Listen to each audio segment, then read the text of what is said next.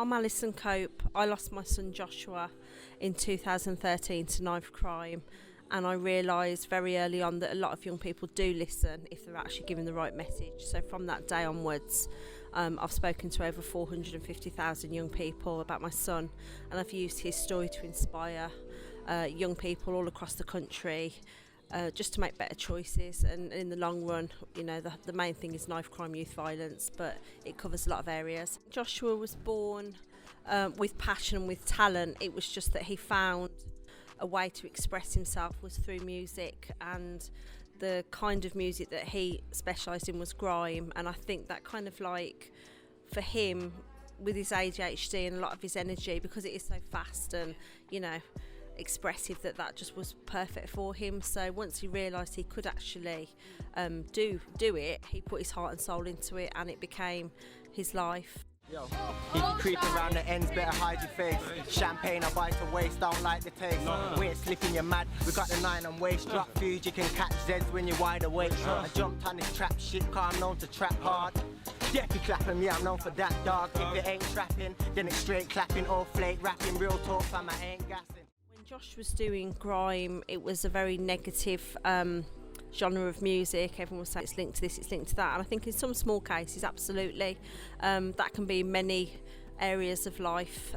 I think the problem we're seeing at the moment is because of how huge social media has become, you know, everything gets exaggerated and it's instant. So if there is a small problem being highlighted through a music video of any kind, it makes it an instant problem and an exaggerated problem.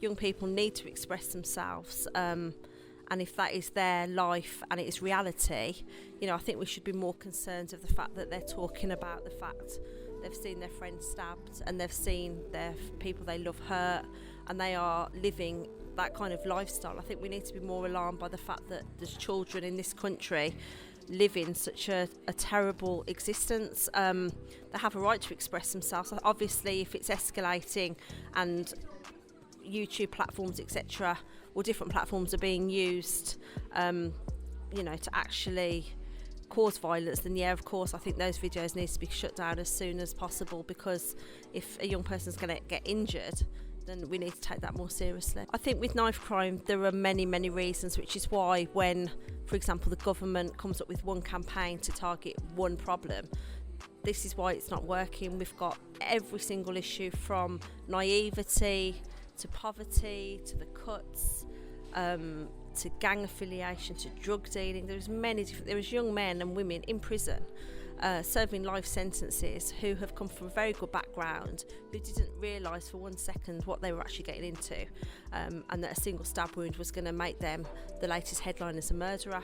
We've then got other cases where it is gang related, then we've got others that are drug related. There are many, many causes to knife crime, but the bottom line is when, you know, there isn't enough awareness, and when young people are struggling, the support isn't there. So what we're seeing is young people being failed by the system. Whatever reason that is, cuts, then it's there. That is a reality of it. And instead of addressing why we can't help the amount of young people struggling, all they do is just look for something to blame. I think they just need to take a step back and actually accept the fact that mistakes have been made. Then what they need to do is actually look at what is going on in society, not just having a meeting once a year. They need to see that there are many, many young people struggling in all kinds of areas. You know, crime statistics, you know, the levels are going through the roof in every single area, and then we are failing young people when they need the support to actually, you know, see them through and get them through. So I think they need to reinstate an awful lot of the services that we have actually cut. A lot of parents are struggling, so we need all the parent services, we need all the services reinstated, and the government need to realise that if they actually started to reinstate these services, it would actually save them an awful lot of money in the long run. My son's case alone was 1.7 million. Now, if you look at every single knife crime victim, you're going into billions of pounds. But if you say to the government, can I have £1 billion, they'd say we haven't got any money. And they suddenly find money when it suits them. So I think they just need to prioritise knife crime. They call Cobra meetings over flu, fine, but then more young people have lost their life in this country to knife crime than they have to terrorism or potentially this flu epidemic at the moment. No cash, but I find them and pound them. Bear man, I fake, I ain't trying to be round them. Got bare bars, I can write in an album. Now got bare man sighting an outcome. Outdone MCs are outrun now. Bare man wanna find me to help them. When they hear that I spit this sick, I bet bare man wanna sign me, I shout them. I campaign across the country now. I'm in a fortunate position that, you know, people do listen to me. You know, I go to colleges, prisons, pupil referral units, primary school, wherever I can.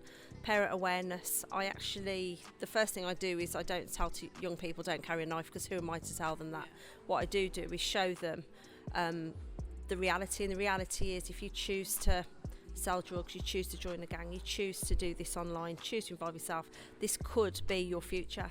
And not many young people would pick a future in a prison cell for 20 years, knowing that actually they don't have to make that choice. So it's about choices. I use my son's story to inspire, and that is of a little boy that struggled in so many areas of his life, you know, emotionally, but turned it round with support.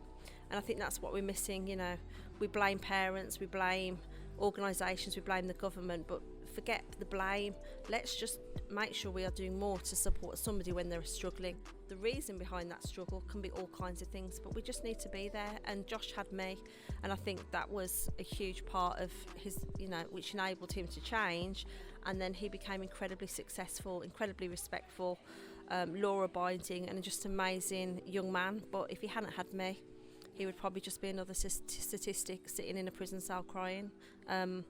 But sadly, another young man took his life. But when we have a look at him, no previous convictions, lived with his mum. So it just goes to show that we need to be doing so much more awareness for every single young person in this country. Which then leads on to the other problem. We should all be working together. I should be able to say, this is what's going on in Birmingham, the West Midlands. This is where young people can access services. And I just wish there'd be a database that we could all work together, but you find people, you know, just do their own thing, which obviously isn't the best way forward. We all need to be doing what we do together. I'm glad to stop time wasting and started learning. Stop waiting and started working. One love to the man in my circle. We're gonna make it, yeah, that's for certain. One love to the haters pushing me to pick up the mic and keep working. One love to the industry people that try block man, but it ain't working. Stop time wasting and started learning. Stop waiting and started working. One love to the man in my circle. We're gonna make it, yeah, that's for certain. One love to the haters pushing me. If you are doing anything that increases your chances to be taken from your family or somebody that you love, you really need to reconsider that options. If prison isn't a problem for you, if death isn't a problem for you, that's absolutely fine, that will be your choice. But when I go to prisons, I meet so many young men and women who live with such regret and who are just left to rot in that cell. Their friends go, they don't visit them, they're just left, and it's only when it's too late they realise that this wasn't the life that I wanted for myself. So just think it through. If you're saying that'll never happen to me, have any of your friends been arrested? Are any of your friends in prison? Have any of your friends been injured? You can say yes to that. You're not immune to being touched by youth violence. So just think really hard. If you are making the wrong choices, seek help. Wherever that help is, you know, people will desperately try and find it for you. And then, you know, just really think if it's worth it, and if it's not, then, you know, people will do what they can to support you.